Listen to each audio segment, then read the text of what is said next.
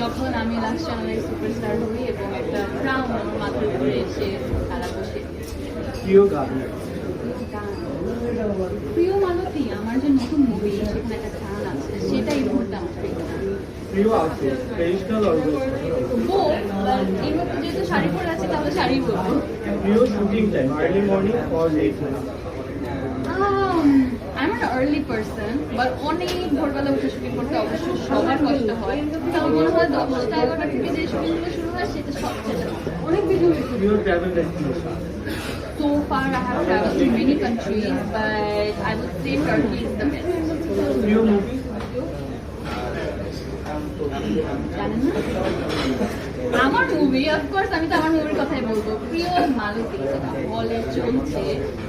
এবং আমি আশা করবো আপনারা সবাই আসবেন নিজের ফ্রেন্ডস এন্ড ফ্যামিলি নিয়ে এবং প্রিয় মালতী দেখবেন, দেখে অবশ্যই আমাকে জানাতে হবে কেমন লেগেছে, কারণ আমি কিন্তু অনেক কিছু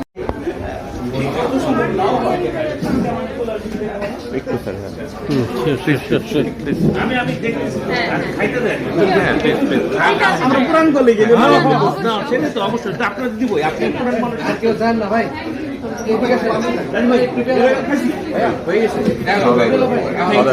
আমি আমার মতো করে ব্যবহার করেছি এবং তাছাড়া আমি আমার মতো প্রিপারেশন নিয়েছি, বাট এর বাইরে আমার টিম আমার কস্টিউম থেকে শুরু করে মেকআপ থেকে শুরু করে কিছু প্রস্থেটিক্সের ব্যাপার ছিল, সেইগুলোর উপরে এত বেশি ফোকাসড এত নিখুঁতভাবে হয়েছে যে আমি যখন প্রথম শটটা দেই মালতী ক্যারেক্টারে আমার মনে আছে আমার আসলে জ্বর ছিল 104 এবং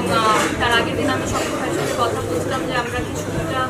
একদিন পিছাবো নাকি কী করবো, তারপর পরে মনে হলো না থাক মালতীর হয়তো বা এটা মালতীর ক্যারেক্টারিস্টিক্সে একটা নতুন লেয়ার অ্যাড করতে পারে যে আমি জন্মে প্রথম সিনটা করবো